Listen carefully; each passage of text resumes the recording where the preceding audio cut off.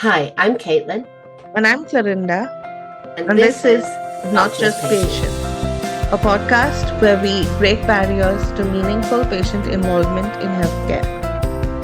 Thanks so much for tuning in. Welcome, everyone, to our pilot episode of Not Just Patients. Today, we're going to introduce you to ourselves and tell you a little bit about why we're doing this podcast. So, firstly, Clarinda, I wondered if you'd want to tell people about your story and why you're in patient advocacy today. Thanks, Caitlin. My educational background is in biotechnology. After I did my master's in biotech, I've moved into research communication and the medical writing space, and I've been working in this space for the last 17 years or so. A couple of years ago, I decided to go in search of my meaning and purpose, and patient advocacy emerged as the clear choice there. On the personal side, I live with a rare disease. I was diagnosed in 2010. It's called neuromyelitis optica spectrum disorder, or NMOSD, and it's an autoimmune disease that affects the central nervous system. I've always kept the patient part of my life separate from my professional life and never really brought my problems into work. But when I started introspecting into what I'm meant to do and, where my calling might lie, it became pretty obvious that marrying my professional experience and my awareness of medical research with my lived experience as a patient would make me a strong advocate. And so I began the journey of coming to terms with my patient status as my professional identity. And that's how I am now in patient advocacy. And then I decided to gain some training experience. And that's how I did the UPATI Patient Expert Program, where I met you. So tell me about you and your journey. Thanks, Corinda. I think our stories are quite similar in a way. So I did a science degree at university, and then after that, pretty much got into the world of healthcare communications. So I've been working in healthcare communications agencies for almost 5 years now. And quite early on into that career, I learned about the world of patient engagement and patient advocacy. And it's something that I thought made my work really meaningful and gave it a purpose. And I thought it was really inspiring and was quite shocked really to find out that it wasn't something that was automatically part of my role as a communication specialist or even part of the role of a lot of the pharmaceutical industry professionals that I was working with. And it struck a chord with me likewise as well, because personally I've lived with a rare disease all my life. So I was born with cystic fibrosis, diagnosed at 3 months old. In childhood, I was relatively healthy, but it has been a progressive disease. I got diabetes because of my cystic fibrosis at age 16. And then at university, I became quite unwell, really. I had a cough all the time and was being hospitalized a lot. But then in 2020, in the pandemic, I got access to a drug that really has changed my life. And this was kind of in parallel to me working in the industry space. And I think all of my worlds just came together. And I thought, my work would become more valuable by bringing in my personal patient experience. And also, I could help people as the healthcare system has helped me by doing my work and getting more involved in advocacy and ensuring that patient engagement and advocacy was real. So again, I also married the personal and professional lives together, and that led to me completing, as you mentioned, the Party Patient Expert training program, where we met in the lovely Prague in October, and the rest, I guess, is history. So I suppose my question to you, Clarinda, is we met back in October and you asked me to do a podcast with you. So why did you reach out to me about that? I'll first tell our listeners a little bit about the Patient Expert Program where we met. The UPATI Patient Expert Program is a comprehensive program that helps patients to become experts, and they're called patient experts or fellows at the end of the program. It allows patients to gain all the skills that they need to talk to pharma and regulators and healthcare decision makers as equals, because for far too long, patients have been dismissed as not knowing enough. Yeah, so that's where we met.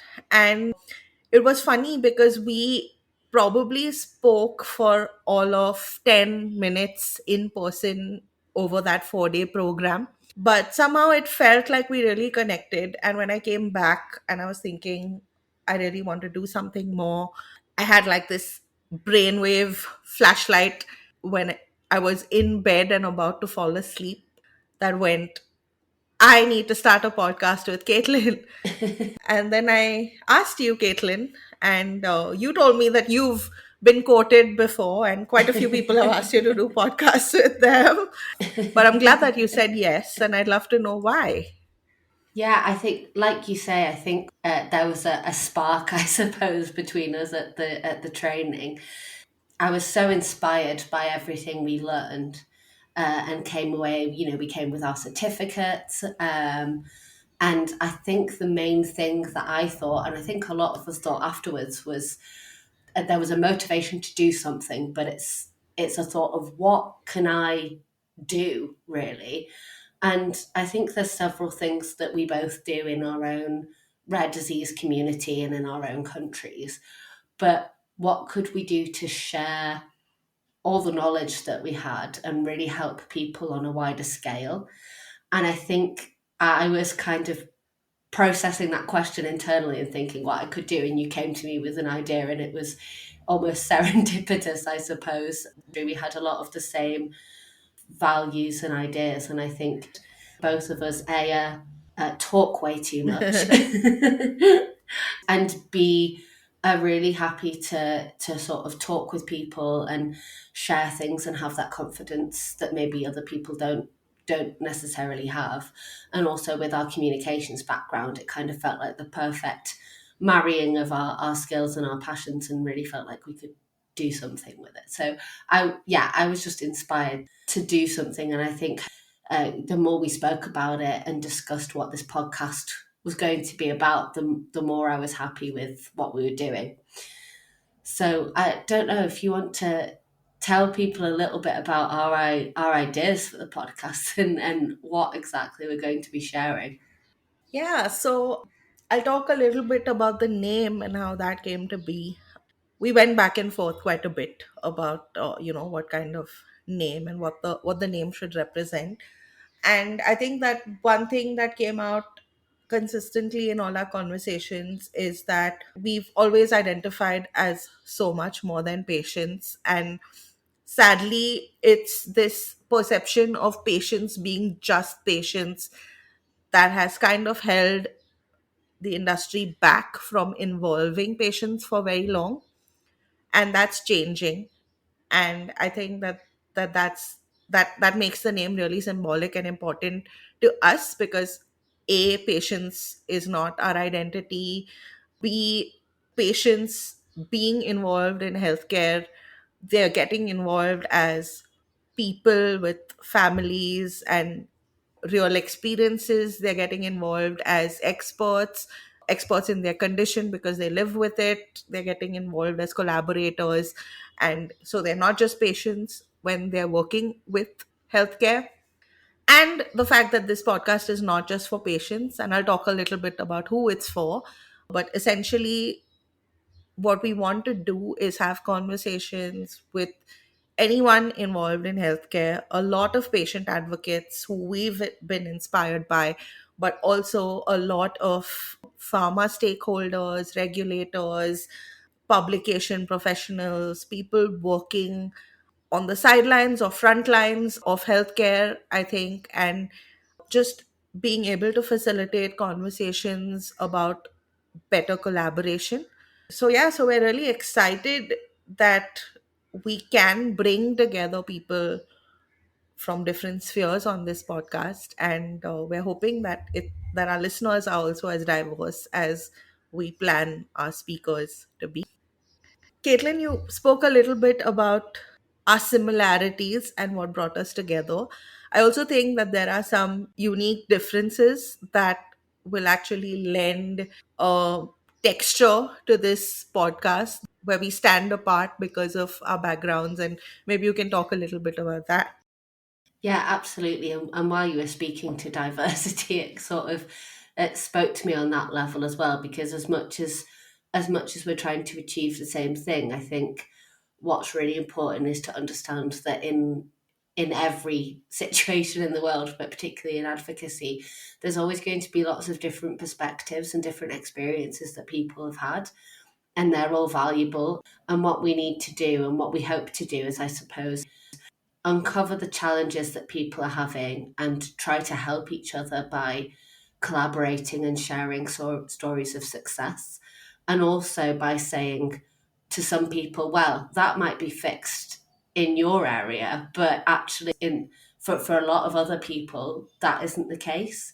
So I think between us, our experiences, firstly, as patients, is quite different. So I was diagnosed with a rare disease at 3 months old, and have, in a way, it's always been a part of me. I don't know any different.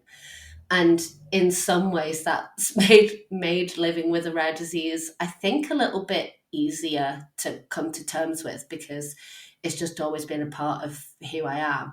Whereas, with NMO, it came to you sort of while you're already an adult. And I think that it creates a huge change in your life, right? And it's something that you then have to adapt to. And I think that means our experiences are very different. Yeah, and I just to speak to that point, I think it's funny because I always looked at it as, oh my God, she's had this since birth, how difficult her childhood must have been. And my perspective was that it could only have been so much more difficult for you. And it's funny that your perspective is that it was more difficult for me because it was like a huge, I mean, yeah, it was something that hit me like a ton of bricks when I was in my 20s. And so, I mean, I wouldn't say that it was easy for either of us, but just this conversation is also, helping highlight how our different perspectives will shine through in the podcast. Yeah, absolutely. And, another big one, I think, in terms of both personal and professional, I suppose, is that we're both in different countries. So the healthcare system, we're on different continents, actually. So the healthcare system looks Yeah, yeah. very different. There'll be different, the themes might be the same, but there'll be different challenges, different processes, different everything. So while we're trying to make something that's applicable to everyone, it can't always be the case. But discussing how things work across different borders, and what those different processes are, and how those challenges are overcome, I think can only, it's great to learn from each other in that way. I think to qualify that for our listeners, Caitlin lives in London in the I do, UK, and I live yes. in Mumbai in India.